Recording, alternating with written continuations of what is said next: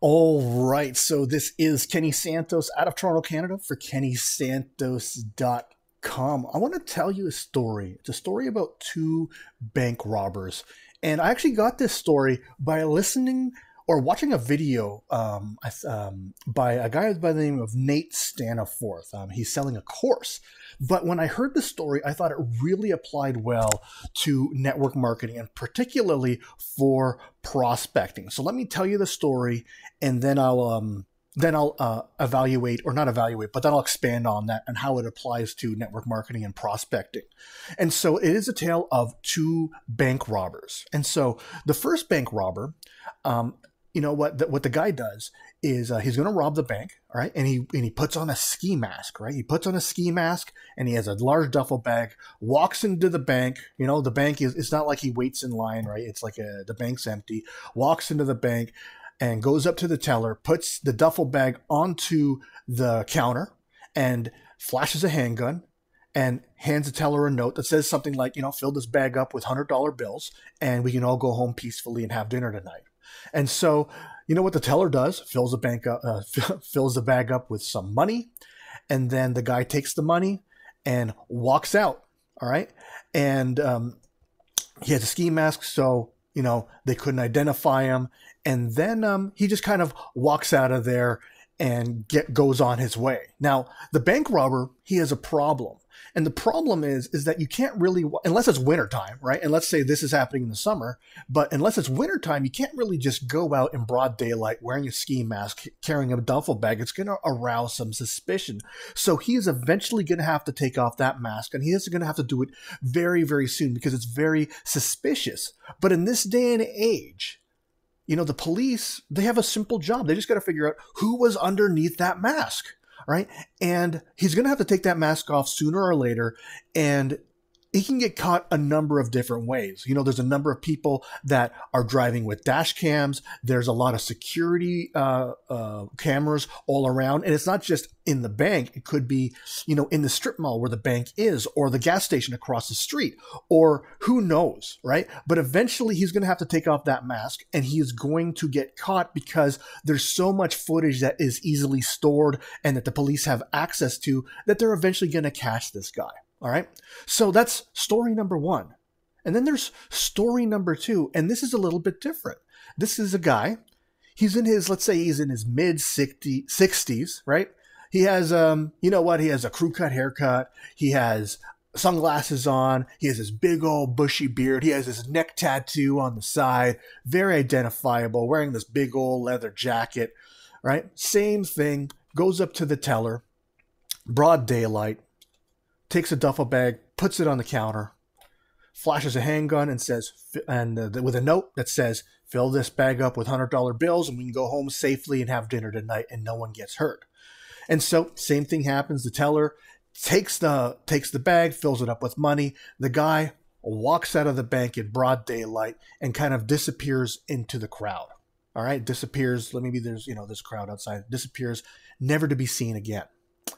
And so the police in this case, actually, let's not even go with the police yet. In this case, you guessed it probably, that this bank robber was wearing a disguise. This bank robber, instead of being some old guy in his mid-60s, could be a grad student. Her name is Heather.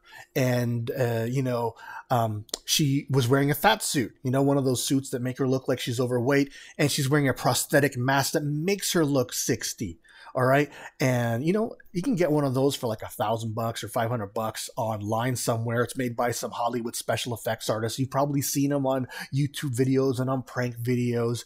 And so what's cool about this or interesting about this is that Heather could walk around with this and not arouse any suspicion, simply because it's not that unusual for a guy to be walking around, right? It's unusual for the first guy to be walking around with a ski mask on, but it's not unusual for some 60-year-old guy to be carrying a duffel bag around.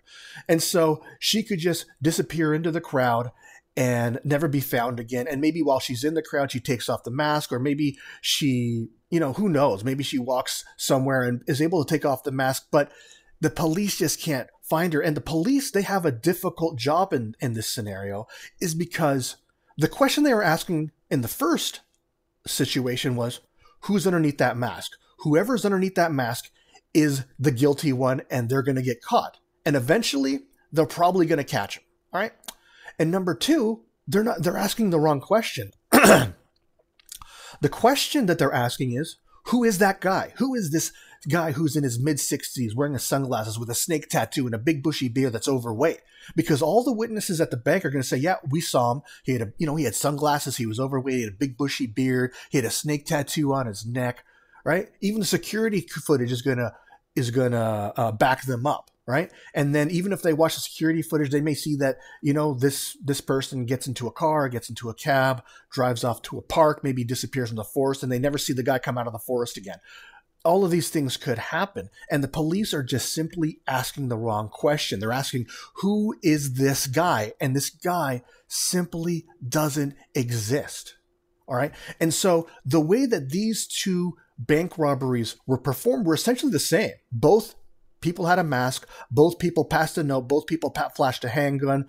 They both did the same things. However, one way leads to a question, who's underneath the mask? That's the answer. The other way leads to a question, who is this guy? Who, by the way, doesn't exist, right? The bank robber's name is Heather. If they're looking for some 60-year-old guy, they're not going to find it. Heather's going to be a lot more difficult to find in this scenario.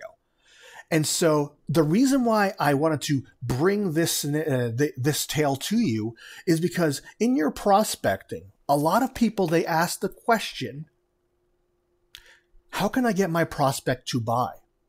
Right? And as long as you keep going down that line of thinking, you're going to go to a dead end because, let's face it, most prospects simply won't buy. Just because your product is the best doesn't mean people are going to buy it or you think it's better than the others. I just did a search on Google the other day, and I said, what's the best-selling car, right? When I checked, the best-selling car was a Toyota Corolla. The Toyota Corolla, in case you don't know, isn't the best car out there. There's a lot of other better cars. There's Lamborghinis, there's Mercedes, there's Audis, there's BMWs, there's Teslas, and if you're into trucks, there's all these other different models, right? So it's not always the best that's going to sell, because if you have this awesome high quality product, realize that there is a certain target market for it. And so if you run into someone that's a Corolla buyer and you want to sell them a Lamborghini, and you figure out and you think, how am I going to sell this person or get this person to buy? How will I get this prospect to buy? The further you go along down that line of thinking, the more lost you are going to be, right? So I'm not saying that you should give up once the person says no, but what I am saying is see if they're even the right fit, right? If you're selling steaks, you're not going to sell it to a vegetarian, no matter how awesome the steak is, no matter how good the steak tastes, no matter how much healthier, it's grass-fed, it doesn't use any steroids, all this stuff, no matter how awesome or how humanely killed the meat is, that vegetarian simply won't buy it. However, if you instead switch your question to, how do I find the prospects that will buy? And so my favorite example is that if you're selling a face cream, right? And let's say you sell a face cream, there's different companies out there, but they can sell from like 50, 80, 100 bucks, 120 bucks a month for a 1 month supply, right? If you're trying to sell it to someone who either doesn't buy face cream, maybe they just don't. There's a lot of people out there that don't buy face cream. I just put face cream on my face just before this video, right? But there's some people that simply don't buy it. Or if they do buy it, they go down to Walmart or the little drugstore in Canada. It's a Shoppers Drug Mart or something like that. And they'll just buy, a $6, $10, or, $15 jar of Pond's face cream, just some brand, and they'll just slap it on their face, right? The person who doesn't buy face cream or buys that $15 jar of Pond's or $6 jar of Pond's, I don't know how much they cost. I really don't. They're probably not going to buy the $80 jar of face cream that you have to offer.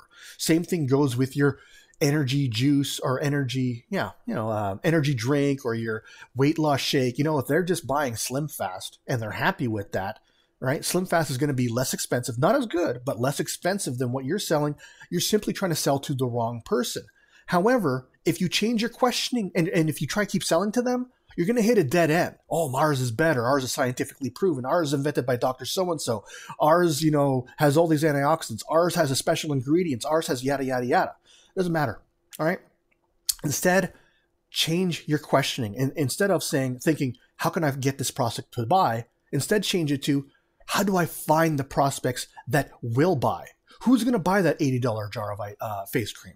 Maybe it's the person that goes to the spa every single month. Maybe they go twice a month and they spend $100 each time getting facials. And they already, maybe they buy a $100 jar of face cream and they don't mind spending it. And so they might think, well, I might try yours, right? And that could be the different pitch. If who's going to be more likely to buy your face cream? The one that goes to the spa every month and buys a $100 jar of face cream, or the one that doesn't buy face cream or spends $15 a month, right? Find out who the better fit is. Because just like the police, if they go down that line of questioning and try and figure out who is this guy? Who is this guy with the neck tattoo? They're going to hit a dead end, right? They're never going to find that guy.